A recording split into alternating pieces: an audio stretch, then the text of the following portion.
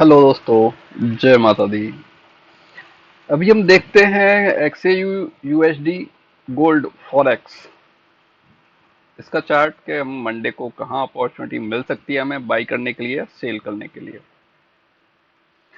आजकल बहुत सारे लोगों का एक तरह से कहे तो इंटरेस्ट क्रिएट हो रहा है फॉरेक्स की तरफ, जिसमें गोल्ड एक अच्छा स्क्रिप्ट है ट्रेड करने के लिए। साथ में लोग क्रिप्टो में BTC प्रेफर करते हैं, इथरम इथरम प्रेफर करते हैं। बट अगर हम बात करें तो हमारा जो इंटरेस्ट है वो ज़्यादातर BTC के साथ साथ मैक्सिमम जो नंबर ऑफ ट्रेड्स रहते हैं वो गोल्ड के रहते हैं। XAUUSD गोल्ड के रहते हैं और BTC का कोई कोई ट्रेड होता है, ज़्यादातर ट्रेड सारे आपके इसी के रहते हैं, गोल्ड के। ओके, तो इसको थोड़ा सा देख लेते हैं कि कल हमने क्या किया, कहाँ किया, कैसे किया। देखिए, गोल्ड का एक अच्छी चीज़ है कि आपको थोड़ा जगने की आदत जल्दी डालनी होती है। कि गोल्ड में एक ट्रेड आपको मॉर्निंग मिल जाती है अराउंड 5 to 7 o'clock के बीच में। ठीक है, तो हमने कोई एक ट्रेड लिया था मॉर्निंग में 5 के आसपास कहीं, ये यहाँ पर इस एरिया में, और यहाँ तक का टारगेट था वो हमें मिल गया था। उसके बाद फिर से यहाँ पर कहीं लिया था, फिर यहाँ पर आ गया था। मतलब अगर नंबर ऑफ ट्रेड की करें बात तो बहुत सारे ट्रेड हो गए थे, अब उसमें नंबर ऑफ ट्रेड एग्जैक्टली याद भी नहीं रहते कहाँ पर लिया था। हाँ, बट ये जिस टाइम जो हुआ था, ये टाइम था आपका 6 बजे का। यहाँ पर डाटा आया था, ऊपर नीचे मारा पहले उसने, फिर ऊपर मारा, ऊपर मार के जो नीचे के एसएल खाए अगर स्विंग लो पे जिनके लगे थे, उसके बाद उसने ऊपर के एसएल खाए जो स्विंग हाई पे जो लगे थे। दोनों एसएल वो 5 मिनट में ही खा गया था। और उसके बाद अगर हम देखने जाते हैं कहीं पर, तो उसके बाद है ये कि आपका यहाँ पर ये प्राइस एग्जैक्टली काफी देर तक सस्टेन किया। अराउंड देखें मैं 5-6 कैंडल बनी इस एरिया में सस्टेन किया, और हो क्या रहा था कि यहाँ पर एक क्लोजिंग अपसाइड दे रहा था। इसकी क्लोजिंग अपसाइड दी, रेड कैंडल, फिर एक ग्रीन कैंडल, फिर एक रेड कैंडल, ग्रीन कैंडल। तो ग्रीन कैंडल ने इसके हाई के आसपास की क्लोजिंग दी, और उसके बाद फिर एक बड़ी कैंडल हमें देखने को मिली। वहां से एक रिवर्सल मिला, रिवर्सल मिलने के बाद फिर एग्जैक्टली वहां से उसने रिटेस्ट किया, रिटेस्ट करने के बाद फिर एक साथ मूवमेंट अपसाइड का वहां पर दिया। और आई थिंक कुछ लोगों के जो अकाउंट खाली हुए होंगे, वो आपका खाली हुए होंगे इस एरिया को ब्रेक करने के बाद। इस एरिया को ब्रेक करने के बाद वो अकाउंट खाली हुए होंगे। ठीक है, क्योंकि सभी लोग जो है एक जैसे नहीं सोचते, ट्रेंड के साथ नहीं चलना प्रेफर करते। उन्हें क्या है कि बस ट्रेड करना है, उल्टा सीधा कहीं भी कर लो। उन्हें बस एक ही ट्रेड में पैसा कमाना है और एक दिन में ही पैसा कमाना है। उन्हें डेली पैसा नहीं कमाना, और ना सिस्टम के साथ पैसा कमाना, और ना मैनेजमेंट करके चलना। डिसिप्लिन के साथ काम ही नहीं करना, बस ये एक दिन में या एक ट्रेड में पैसा कमा लो, दैट्स इट। आगे काम नहीं करना, ना दूसरी कोई ट्रेड करने की जरूरत पड़ रही है। तो तरीके से काम नहीं करेंगे, लोगों के अकाउंट खाली हुए होंगे इस एरिया को ब्रेकआउट करने के बावजूद। जैसे इस कैंडल का हाई ब्रेक हुआ 58 के आसपास का, उसके बाद यहाँ पर कुछ लोगों के अकाउंट कटे होंगे। ठीक है, फिर जैसे जैसे नीचे आ रहा होगा तो लोगों ने हो सकता है फिर से बाई किया होगा, तो यहाँ तक आते आते उससे फिर बैंड बजाई होगी, और यहाँ के बाद में फिर ये कम्प्लीटली एक अच्छा मूवमेंट अपसाइड दिया, वहां जाके साइडवेज हो गया। हमने यहाँ पर ट्रेड लिया था आपका एक, जो पर्सनली ट्रेड कर रहे थे, तो यहाँ 58 के आसपास एक ट्रेड लिया था, और जो कि चला बहुत लंबा। अच्छा मूवमेंट वहाँ पे हमें देखने को मिला। एक ट्रेड हमने यहाँ इनिशिएट किया था, जो है 65-66 तक का टारगेट था, जो कम्प्लीटली उसने दिया था हमें। और ये सारे ट्रेड ऐसे नहीं बनते, ये सारे ट्रेड एज पर स्ट्रेटजी आते हैं, एज पर सेटअप आते हैं सारे ट्रेड। ठीक है, जिसके साथ कॉन्फिडेंस भी रहता है कि हाँ ठीक है, जब बना है तो फिर पैसा मिलेगा। फिर हमने यहाँ पे 82 के आसपास सेल किया उसे। 72 का टारगेट था, बस 73 से वापस हुआ, तो उसमें 75 के आसपास उसको बुक किया। फिर हमने बाई किया 75 के आसपास, जो कि एक एक्सपेक्टेशन थी कि 5-7 पॉइंट का मूवमेंट देगा, जो 81 तक वो गया भी प्राइस। ठीक है, तो ये ओवरऑल रहा काफी टाइम, टाइम पास करता रहा मार्केट। सुबह से शाम तक रेंज में रहा। जब रेंज ब्रेकआउट की, जिधर ब्रेक किया उधर उसने मूवमेंट दिया, रिटेस्ट करने के बाद बहुत अच्छा मूवमेंट दिया उसने। ब्रेकआउट के बाद तो कम दिया, रिटेस्ट करने के बाद तो बहुत सुपर मूवमेंट दिया, और बहुत अच्छा पैसा बनता है इसमें। ठीक है, बट समय चाहिए होता है ज्यादा। मान लो कि अगर आप ये काम कर रहे हैं तो 100% आपको इस पर डिपेंड रह के यही करना पड़ेगा, कुछ और आप कर नहीं सकते। कुछ और की जरूरत पड़ेगी नहीं बिल्कुल करने की। आपके पास अगर जॉब कर रहे हैं, बिजनेस कर रहे हैं, शाम को टाइम मिल रहा है 5 बजे से 6 बजे से, तब भी आप इसको कर सकते हो इजीली, कोई दिक्कत नहीं। क्यों, मोमेंटम शाम को 10 बजे तक आसपास मिल ही जाता है। दो दो ट्रेड तो इजीली मिल जाएंगे 6 बजे के बाद भी। अगर आप देखने जा रहे हो तो 2 ट्रेड 3 ट्रेड आसानी से आपको डेली की मिल जाएंगी 6 बजे के बाद भी। ठीक है। बाकी आप जो काम कर रहे हैं अपना करते रहें, कोई इशू नहीं है। मॉर्निंग में एक मिल जाएगी, अगर आप अपना जो भी और जॉब ऑफिस में जा रहे हैं तो उससे पहले एक ट्रेड मिल जाएगी आपको अराउंड 5 से 6 के 7 के आसपास में। उसके बाद एक ट्रेड या दो ट्रेड मॉर्निंग मिल जाएंगी, उसके बाद आपको 6 बजे के बाद दो ट्रेड एटलीस्ट मिल जाएंगी शाम को डेली। तो अगर आप ऐसा भी करना चाहते हो तब भी कोई दिक्कत नहीं है, क्योंकि ये आपका जो काम चल रहा है वो इफेक्ट नहीं होगा, मेहनत आपकी बढ़ जाएगी क्योंकि चार्ट को देखना भी है। बट हाँ, पैसा बनना स्टार्ट हो जाएगा, मे बी कि जितना जॉब से नहीं कमा पा रहे महीने कमा पा रहे या महीने में, उससे ज़्यादा कहीं आप हफ्ते में कमा लोगे इससे। और जैसे जैसे कॉन्फिडेंस आता जाएगा ऐसे ऐसे आपका टाइमिंग इधर बढ़ता जाएगा, और टाइमिंग जब बढ़ेगा तो आपको रिजल्ट मिलना ज़्यादा अच्छा स्टार्ट हो जाएगा। फिर आप आई थिंक लगता है कि एक दिन जॉब को क्विट कर दोगे, जॉब को टाटा बाय बाय कर दोगे, आप जॉब को छोड़ दोगे। ठीक है। बट उसके लिए मेहनत लगेगी।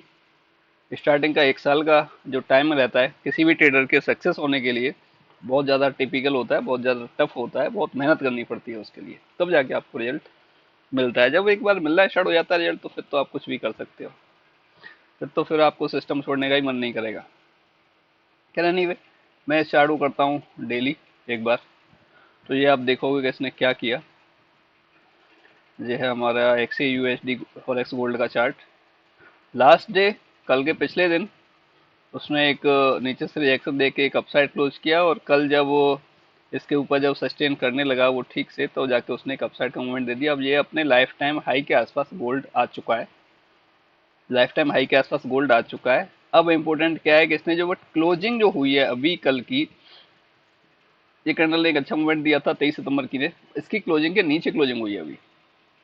इसकी क्लोजिंग थी आपका 64 पर, और इसने जो क्लोज दिया है वो 60 पे, हालांकि है नियर अबाउट।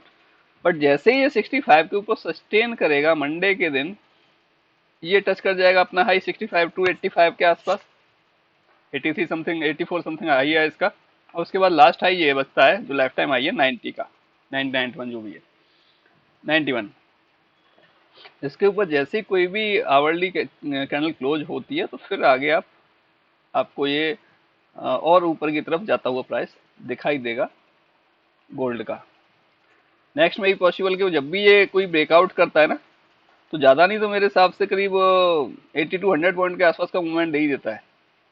क्योंकि अगर हम यहाँ से देखें कि ये था एक इसका स्विंग, देखो यहाँ पे ये था जिसको होल्ड किया, इसका हाई अगर पकड़ते हो आप 3650 से लेके ये कहाँ तक आ गया प्राइस आपका 3700 पे, यहाँ पर करीब 50-55 पॉइंट के आसपास का मूवमेंट था। बट इसको रिटेस्ट किया, रिटेस्ट करने के बाद फिर ये कैंडल जो निकली है इसके ऊपर अगर आप देखने आते हो 3685 से लेके 3790 पहुंच गया, 3685 3790 पहुंच गया, 100 पॉइंट का मूवमेंट उसने दे दिया।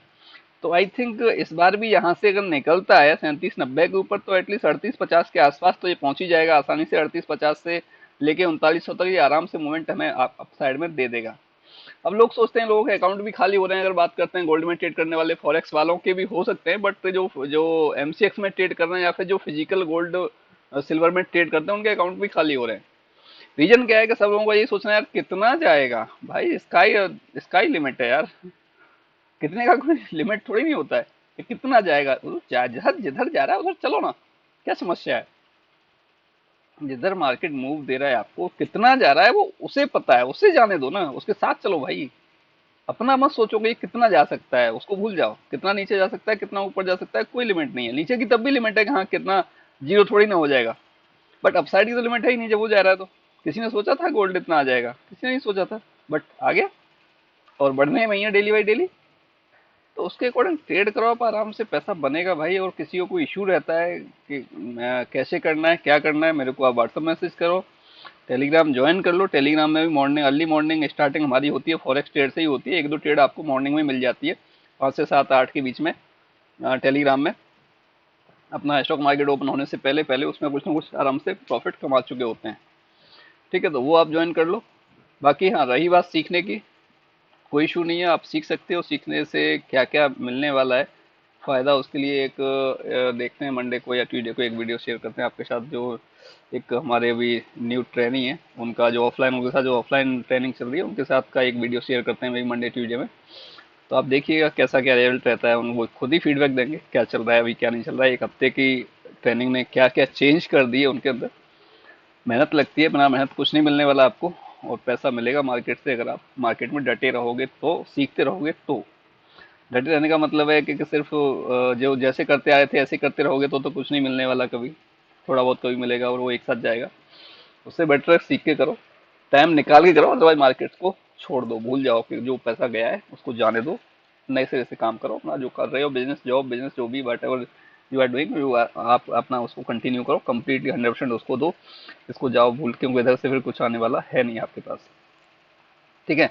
तो आई होप, अगर हम बात करें नीचे, एक ट्रेंड लाइन है, देखो अपसाइड से जो आया था रिएक्शन लेके, तो यहाँ पे एक ट्रेंड लाइन है, साथ में एक हमारे लिए बाइंग एरिया है। बाइंग एरिया कौन सा है? 37-53 से लेकर 37-58 तक, साथ में ट्रेंड लाइन भी है।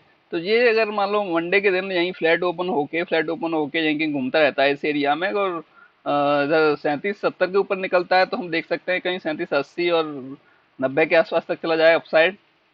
और अगर ये यहीं कहीं घूमता रहता है इधर 37-50-60 के बीच में, और फिर उसके बाद निकलता है, तो ऊपर की तरफ का कोई प्लान हम लोग कर लेंगे। अगर ट्रेंड लाइन के नीचे कुछ क्लोजिंग मिलती है हमें, तो नेक्स्ट लेवल मिल जाएगा 37-36 से लेके 37-42 का। ठीक है। और अगर ये 37-36 के नीचे प्राइस निकलता हुआ दिखता है, तो नीचे फिर 37-22, 37-28 तक भी संभव है। हालांकि अभी कोई कंडीशन कहीं सी लग नहीं रही है कि हाँ ये डाउन साइड जाने वाला है। ये लेवल्स रहने वाले हैं ट्रेड करने के लिए। अपसाइड का हाई के आसपास तक की वैल्यू पॉसिबल है फिर से देखने को मिल जाए। हाई के ऊपर अगर आवरली चार्ट में कुछ क्लोज करता है कैंडल, उसके ऊपर निकलेगा, तो फिर नया हाई तो मिल ही चुका होगा। जब आवरली कैंडल उसके ऊपर क्लोज करेगी, तो फिर और ज्यादा मोमेंटम है अपसाइड का देखने को मिल सकता है। ओके दोस्तों, मिलते हैं नेक्स्ट वीडियो में। जय हिंद, जय माता।